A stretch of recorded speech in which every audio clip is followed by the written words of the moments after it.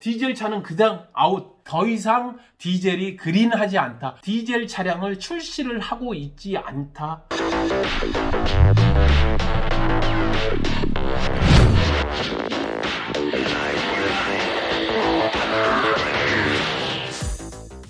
이명박 정부가 2009년에 도입한 이 클린 디젤 정책 때문이었는데요. 네.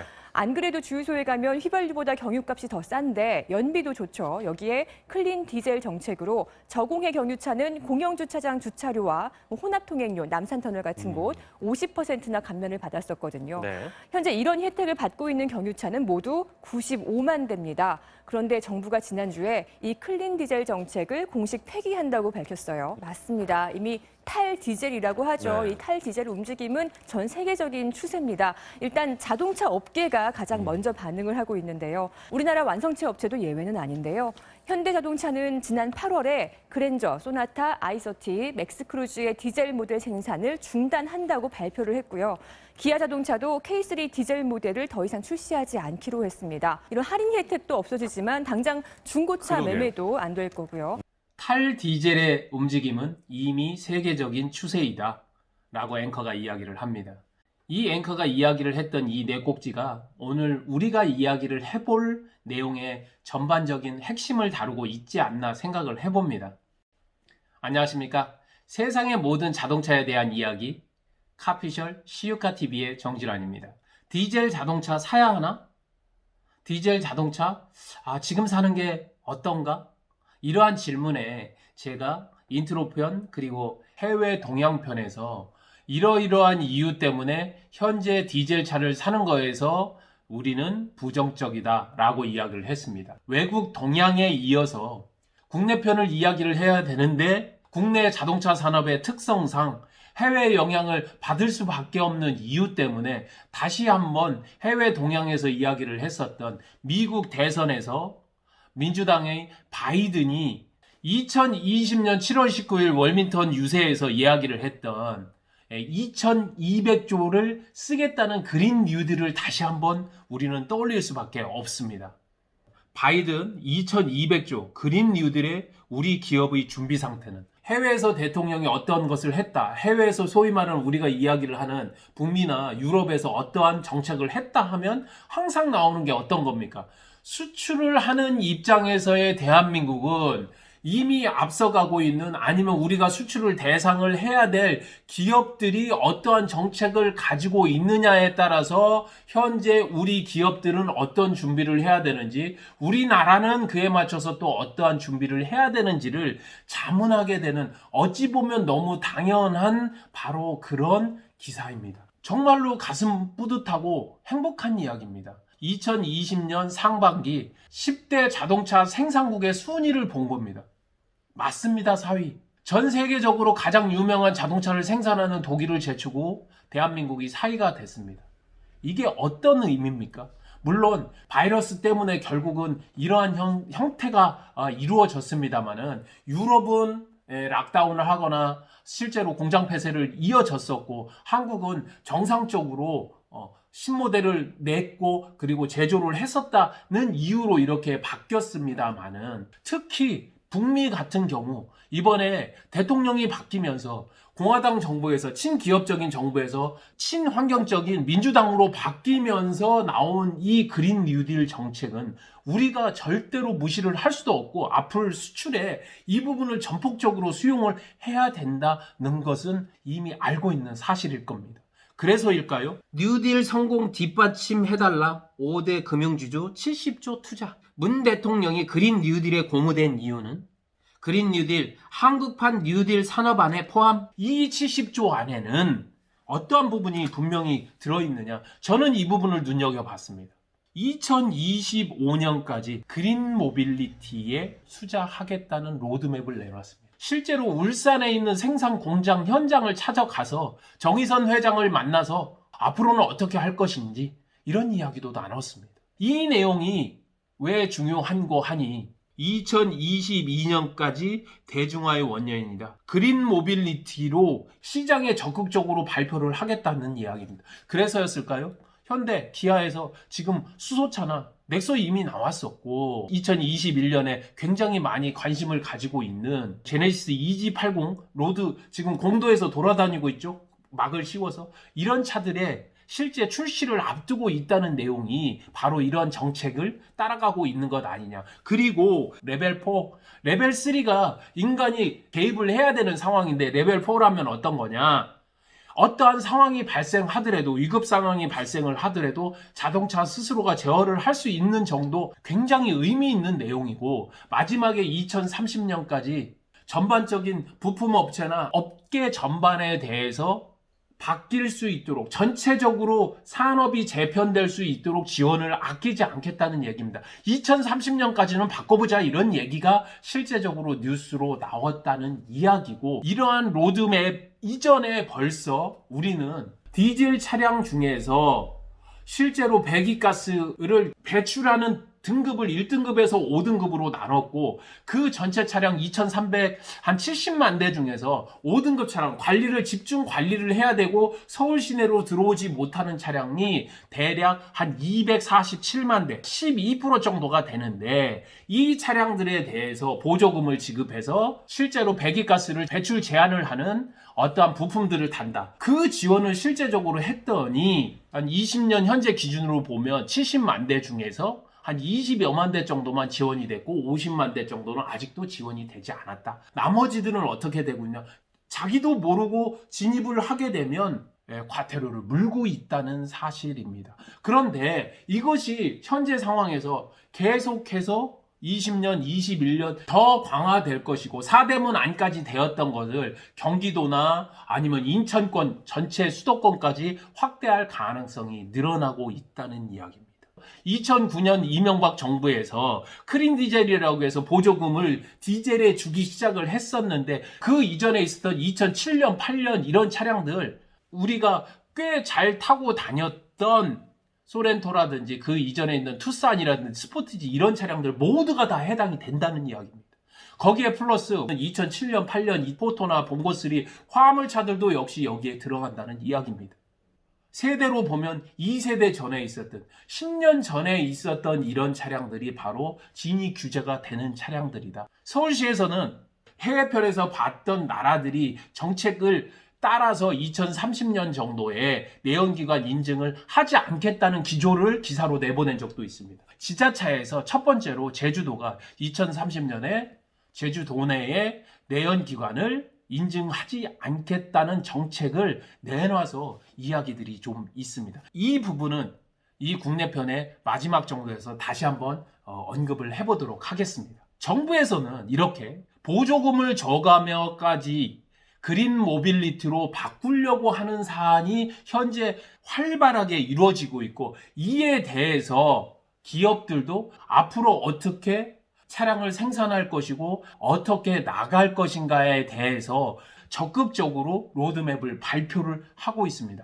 고객들이, 소비자들이 어떻게 내가 차를 사야 되겠다 이런 부분들도 중요하지만 정책적인 부분과 나라에서는 과연 어떻게 할 것이냐, 두 번째는 메이커에서는 과연 어떻게 할 것이냐를 실제적으로 봐주는 것이 대단히 중요하다. 그럼 메이커에서 보는 것들은 어떤 것이냐? 저는 네 가지 측면에서 본다는 이야기입니다. 그 첫 번째가 수입차의 점유율이 과연 5년 전부터 현재까지 봤었을 때 디젤 차량의 점유율이 과연 어떻게 되느냐. 두 번째로는 그럼 국내 차량들은 어떻게 생산을 계획하고 있느냐, 그리고 차를 어떻게 출시하고 있느냐, 라인업에 대한 이야기. 그리고 세 번째로는 그럼 국내 업체들은 어디에 지금 투자를 하고 있느냐. 앞으로 미래에 5년 뒤, 10년 뒤에 기업이 어떤 식으로 우리가 자동차를 생산하겠다는 것에 대한 로드맵에 대한 얘기, 투자라는 건 결국 그런 이야기거든요. 마지막에 그러면 정책적으로 나가는 것에 대해서 기업들이 로드맵에 대해서 현재 산업 전반에서는 어떻게 대응을 하고 있느냐, 어떻게 바라보고 있느냐, 이 네 가지 측면에서 저는 이야기를 해보는 게 맞지 않겠냐, 이렇게 이야기를 드립니다. 아니, 뭔 이야기가 이렇게 복잡한가 하는데 자동차 산업은 우리나라 전반에 대해서 미치는 영향이 너무 많기 때문에 종사하는 사람, 그 협력업체까지 따지면 거의 100만 이상, 어찌 보면 몇백만 이렇게 가족들까지도 모두 연관되어 있는 산업이라 이렇게 산업이 바뀌면 전체 대한민국이 앞으로 10년 뒤에 어떻게 갈 것인가, 소비에 대한 라이프 스타일에 대한 부분이 전체적으로 바뀌기 때문에 좀 복잡하더라도 살펴볼 수밖에 없다는 부분을 다시 한번 이야기를 드리면서, 첫 번째, 수입차의 디젤 포지션이 어떻게 변했나, 수입차의 디젤이 다른 가솔린에 비해서 실제로 어느 정도의 포지션을 차지하고 있었냐, 이 도표를 보시면 바로 알게 돼요. 5년 전에 68.8%, 현재 기준으로 28.8%. 그 사이에 무슨 일이 있었냐? 15년째 디젤 게이트가 있어서 더 이상 디젤이 그린하지 않다, 우리에게 도움을 주지 않는다, 배칠칼스는 소프트웨어로 조작을 할 수 있어서 문제가 있었다는 부분이 분명하게 우리에게 다가왔죠. 그거 플러스 17년에 어떤 일이 있었죠? 520D BMW에서 불타 사건이 있음으로써 디젤 차량에 이런 부분이 문제가 있을 수 있다라는 분명하게 이런 부분을 인지하고 있었고, 플러스 알파 어떤 부분이냐, 전 세계적으로 동향이 디젤은 더 이상 그린하지 않다, 그린 모빌리티가 아니라는 뉴스를 계속해서 들어왔습니다. 전편에서 이야기를 드렸었죠. 클럽 벤치에서 하이브리드를 사야 돼요? 아니면 디젤차를 사야 될까요? 이 질문을 던지는 순간, 동호회라면 적어도 트렌드에 좀 앞서가고 서로 간에 대화를 나누기 때문에 적어도 어떤 차량이 유망하다는 것은 알고 있지만, 현실적인 것에서 하이브리드가 나을까요? 디젤차가 나을까요? 라고 묻는 것 자체가 더 이상 디젤을 사기에는 좀 그런데, 디젤이 문제가 있는데 라고 인증하는 것과 다르지 않다. 이러한 인식이 5년 전에는 그린 무조건 디젤 사야죠, 정부 지원금도 있었고 연비도 좋고 잘 나가고 힘도 좋고 이랬던 것이 이렇게 인식 변화를 가져왔다는 겁니다. 이게 어떠한 형태로 나타났냐? 점유율 형태로 나타났다는 겁니다. 지금 현재 벤츠 같은 경우에는 휘발유 차량의 출고율이 거의 70%에 가깝습니다. 디젤 차량도 그만큼 안 된다는 거죠. 5년 전에 디젤 차를 샀던 사람들, 현재 벤츠 디젤을 판매를 할 때 그만큼 전체 주력 상품이 아니기 때문에 감가를 할 수밖에 없는 경제적인 가치, 감가가 될 수밖에 없게 돼요. 소위 말하는 유류비를 줄이기 위해서 경제적인 이유 때문에 샀었던 차량이 불과 5년 만에 구색 상품이 되었다, 주력 상품이 아니라. 첫 번째로 저는 바로 수입차 점유율이 왜 디젤차가 앞으로, 그리고 현재에 왜 우리가 디젤차를 선택하면 안 되는지에 대해서 뚜렷하게 이야기를 해주는 기준점이 된다. 두 번째, 그러면 수입차만 그러냐? 그렇지 않습니다. 한양 도성안에 들어올 수 있는 차가 5등급 차량인데, 5등급 차량은 우리가 알고 있는 차량이더라. 2009년 이전에 생산되었던 소나타이거나 디젤로, 그때 디젤 엄청 비쌌거든요. 산타페이거나 아니면 카니발, 투싼, 스포티지일 수 있다 이야기를 드렸는데, 그게 바로 10년 만에 현실로 일어났습니다. 현대 기아차는 3년마다 페이스리프트를 하고 또 그 3년이 지나면 세대 변경을 시켜버립니다. 대부분의 많은 차들이 19년, 20년에 페이스리프트와 세대 변경을 했습니다. 그러면 3년 뒤에는 페이스리프트를 할 것이고, 2024년에는, 그리고 2027년에는 세대 변경이 될 거라는 이야기입니다. 그런데 무슨 일이 일어났느냐? 이번 세대에 그랜저 디젤 라인업을 없앴습니다. 소나타 디젤 라인업 없앴죠. K5 디젤 라인업 없앴습니다. 아반떼 디젤 라인업 없어진 지 오래됐고요. K3 역시 마찬가지입니다. 제가 재미난 이야기 한번 드려볼까요? QM6라는 차가 있습니다.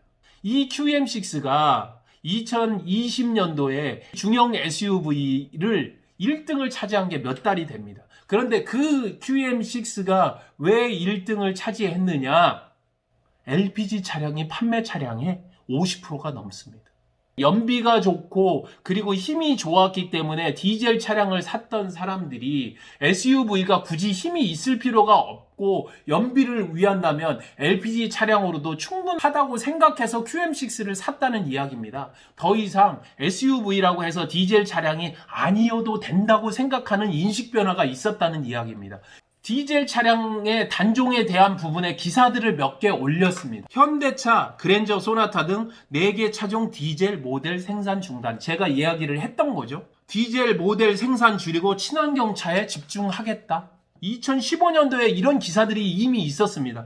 유로6 규제를 앞두고 모하비 베라 크루즈를 생산 중단하겠다. 그런데 모하비 부분은 현재도 더 뉴 모하비로 나와서 디젤차로 나오고 있지만 모하비는 이미 진즉에 생산 중단되었고 맥스 크루즈도 디젤로만 나왔는데 이 차도 생산 중단되었죠. 그리고 제네시스 브랜드로 해가지고 GV80, GV70이 내연기관으로 나오게 된 거죠. 메이커에서도 굳이 디젤 차량을 출시를 하고 있지 않다. 그러면 여러분들 생각해 보십시오. 지금 디젤 차량을 샀다?